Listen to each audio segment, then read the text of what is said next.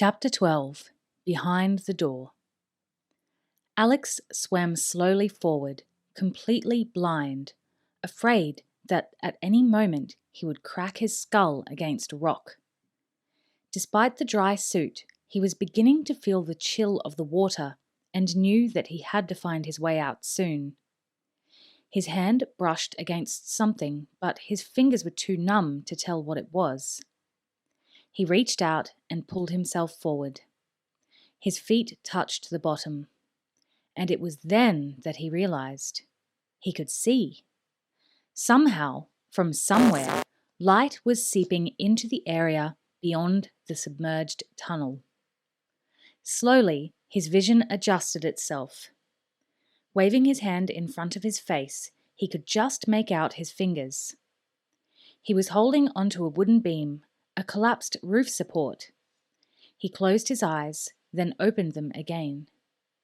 The darkness had retreated, showing him a crossroads cut into the rock, the meeting place of 3 tunnels. The fourth, behind him, was the one that was flooded. As vague as the light was, it gave him strength. Using the beam as a makeshift jetty, he clambered onto the rock. At the same time, he became aware of a soft throbbing sound.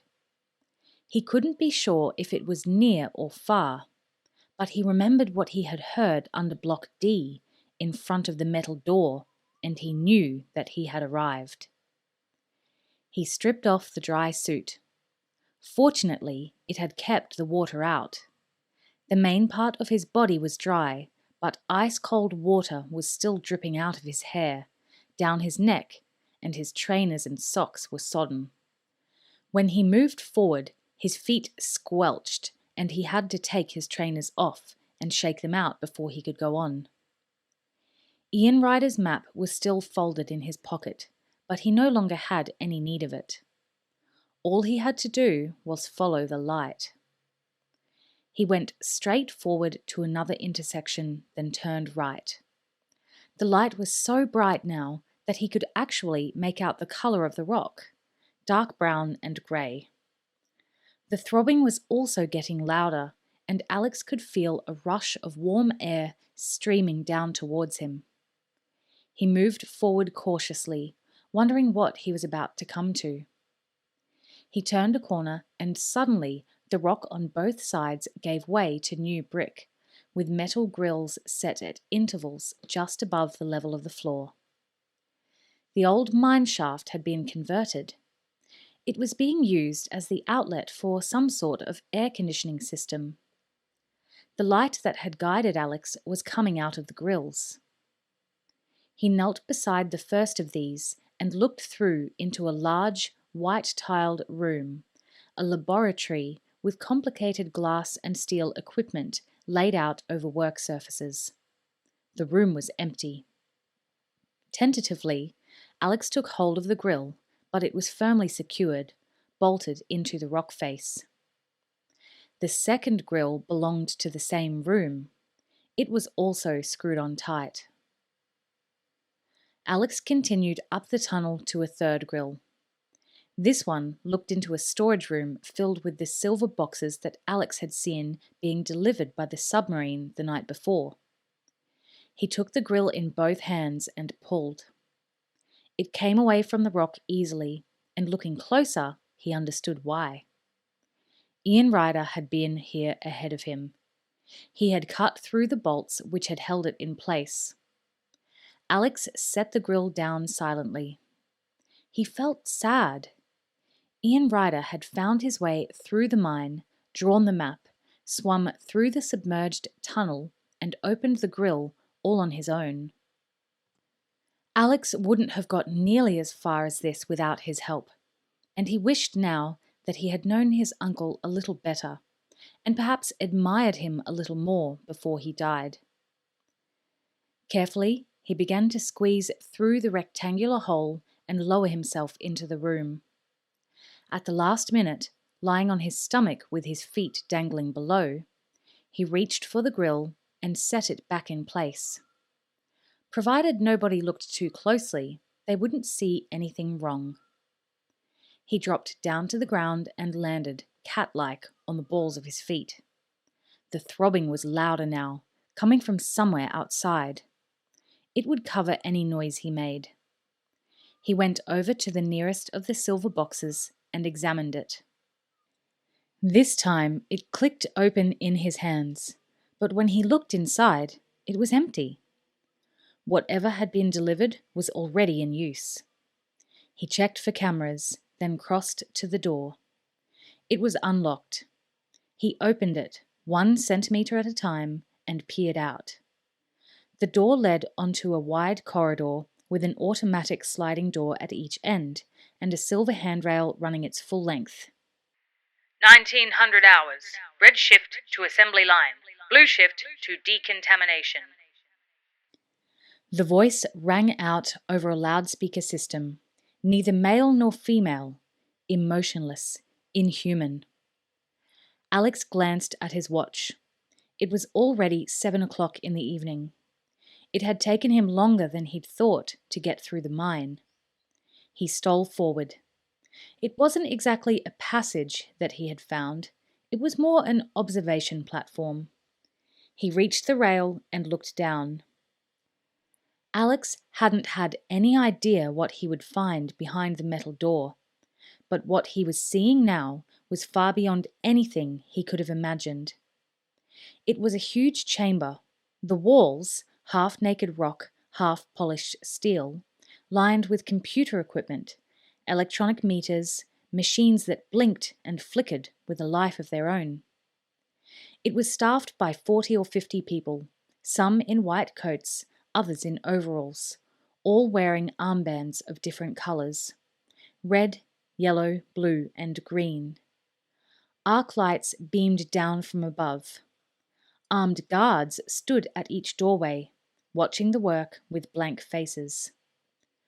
For this was where the Stormbreakers were being assembled. The computers were being slowly carried in a long, continuous line along a conveyor belt, past the various scientists and technicians. The strange thing was that they already looked finished, and of course they had to be. Sale had told him. They were actually being shipped out during the course of that afternoon and night. So what last-minute adjustment was being made here in this secret factory? And why was so much of the production line hidden away? What Alex had seen on his tour of Sale Enterprises had only been the tip of the iceberg. The main body of the factory was here, underground. He looked more closely. He remembered the Stormbreaker that he had used, and now he noticed something that he hadn't seen then. A strip of plastic had been drawn back in the casing above each of the screens to reveal a small compartment, cylindrical and about 5 centimeters deep. The computers were passing underneath a bizarre machine: cantilevers, wires, and hydraulic arms. Opaque silver test tubes were being fed along a narrow cage, moving forward as if to greet the computers. 1 tube for each computer. There was a meeting point. With infinite precision, the tubes were lifted out, brought round, and then dropped into the exposed compartments. After that, the Stormbreakers were accelerated forward. A second machine closed and heat-sealed the plastic strips. By the time the computers reached the end of the line, where they were packed into red and white Sale Enterprises boxes, the compartments were completely invisible. A movement caught his eye, and Alex looked beyond the assembly line and through a huge window into the chamber next door. 2 men in biohazard suits were walking clumsily together, as if in slow motion. They stopped. An alarm began to sound, and suddenly they disappeared in a cloud of white steam. Alex remembered what he had just heard. Were they being decontaminated? But if the Stormbreaker was based on the round processor, there couldn't possibly be any need for such an extreme. And anyway, this was like nothing Alex had ever seen before. If the men were being decontaminated, What were they being decontaminated from? Agent Grigorovich, report to the biocontainment zone. This is a call for Agent Grigorovich. A lean, fair-haired figure dressed in black detached himself from the assembly line and walked languidly towards a door that slid open to receive him. For the second time, Alex found himself looking at the Russian contract killer, Yasin Grigorovich. What was going on? Alex thought back to the submarine and the vacuum-sealed boxes. Of course, Yasin had brought the test tubes that were even now being inserted into the computers. The test tubes were some sort of weapon that he was using to sabotage them. No, that wasn't possible. Back in Port Talon, the librarian had told him that Ian Ryder had been asking for books about computer viruses. Viruses. Decontamination. The biocontainment zone. Understanding came, and with it, something cold and solid jabbing into the back of his neck. Alex hadn't even heard the door open behind him, but he slowly stiffened as a voice spoke softly into his ear. "Stand up. Keep your hands by your sides. If you make any sudden moves, I'll shoot you in the head." He looked slowly round. A single guard stood behind him, a gun in his hand. It was the sort of thing Alex had seen 1,000 times in films and on television, and he was shocked by how different the reality was. The gun was a Browning automatic pistol, and one twitch of the guard's finger would send a 9mm bullet shattering through his skull and into his brain. The very touch of it made him feel sick. He stood up. The guard was in his 20s, pale-faced and puzzled.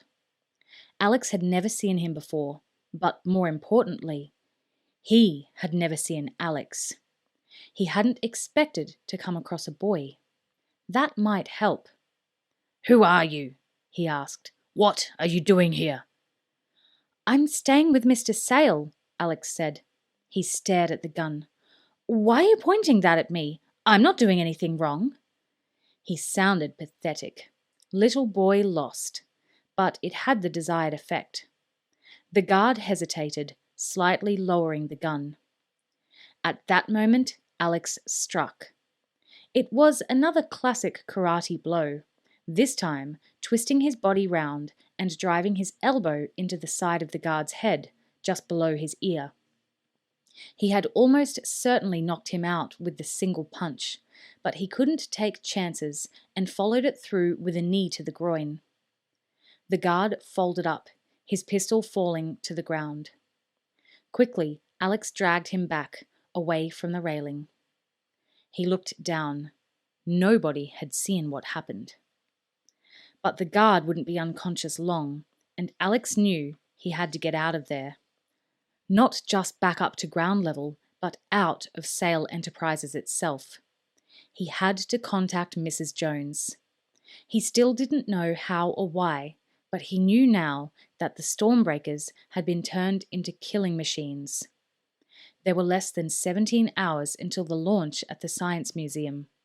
Somehow, Alex had to stop it from happening. He ran.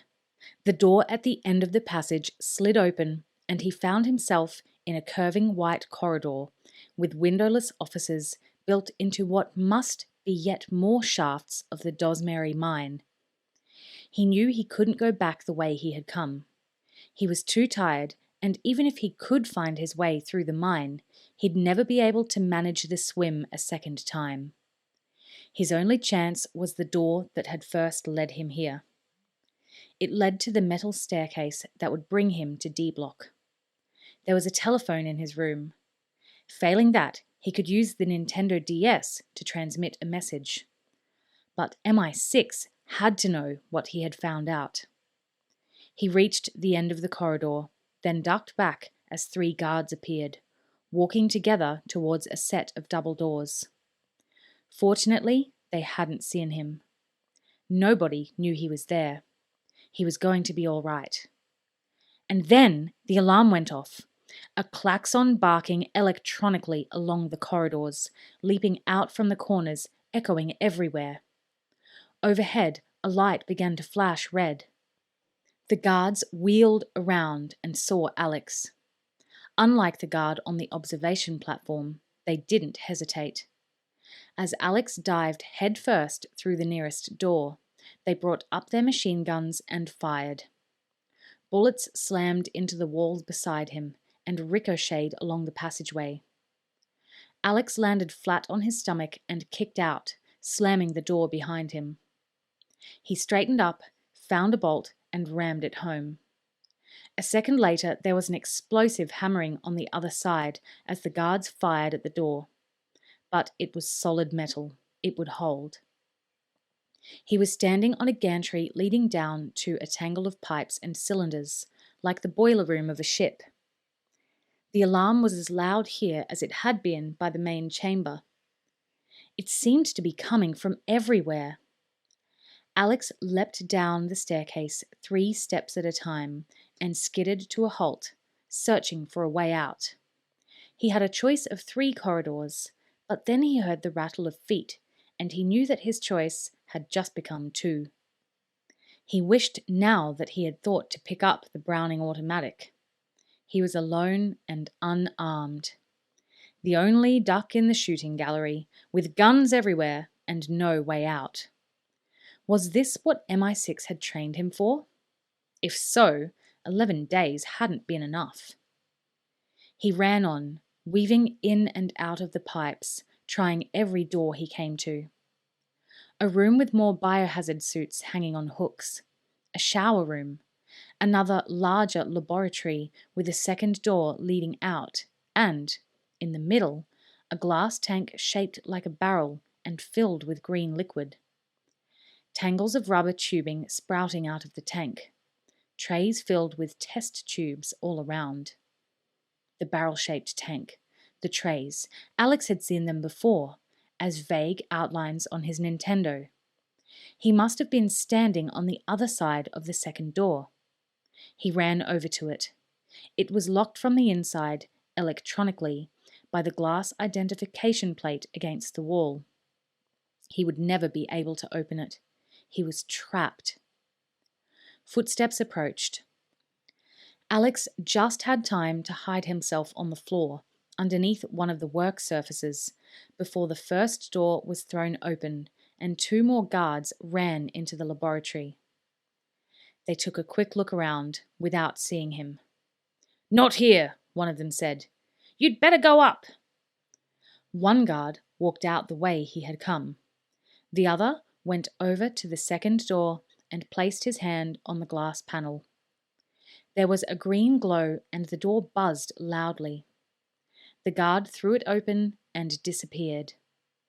Alex rolled forward as the door swung shut and just managed to get his hand into the crack. He waited a moment, then stood up. He pulled the door open. As he had hoped, he was looking out into the unfinished passageway where he had been surprised by Nadia Vol. The guard had already gone on ahead. Alex slipped out, closing the door behind him, cutting off the sound of the klaxon. He made his way up the metal stairs and through a swing door. He was grateful to find himself back in the fresh air. The sun had already set, but across the lawn the airstrip was ablaze, artificially illuminated by the sort of lights Alex had seen on football pitches. There were about a dozen lorries parked next to each other. Men were loading them up with the heavy, square, red and white boxes. The cargo plane that Alex had seen when he arrived rumbled down the runway and lurched into the air. Alex knew that he was looking at the end of the assembly line. The red and white boxes were the same ones he had seen in the underground chamber. The Stormbreakers, complete with their deadly secret, were being loaded up and delivered. By morning, they would be all over the country. Keeping low, he ran past the fountain and across the grass. He thought about making for the main gate, but he knew that was hopeless. The guards would have been alerted. They'd be waiting for him. Nor could he climb the perimeter fence, not with the razor wire stretched out across the top. No, his own room seemed the best answer. The telephone was there, and so were his only weapons, the few gadgets that Smithers had given him 4 days, or was it 4 years ago? He entered the house through the kitchen, the same way he had left it the night before. It was only 8 o'clock, but the whole place seemed to be deserted. He ran up the staircase and along the corridor to his room on the first floor. Slowly, he opened the door. It seemed his luck was holding out. There was nobody there. Without turning on the light, he went inside and snatched up the telephone. The line was dead. Never mind. He found his Nintendo, all 4 cartridges, his yo-yo, and the zit cream, and crammed them into his pockets. He had already decided not to stay there. It was too dangerous. He would find somewhere to hide out. Then he would use the Nemesis cartridge to contact MI6. He went back to the door and opened it. With a shock, he saw Mr. Grin standing in the hallway, looking hideous with his white face, his ginger hair, and his mauve, twisted smile. Alex reacted quickly, striking out with the heel of his right hand. But Mr. Grin was quicker. He seemed to shimmy to one side, then his hand shot out, the side of it driving into Alex's throat. Alex gasped for breath, but no breath came.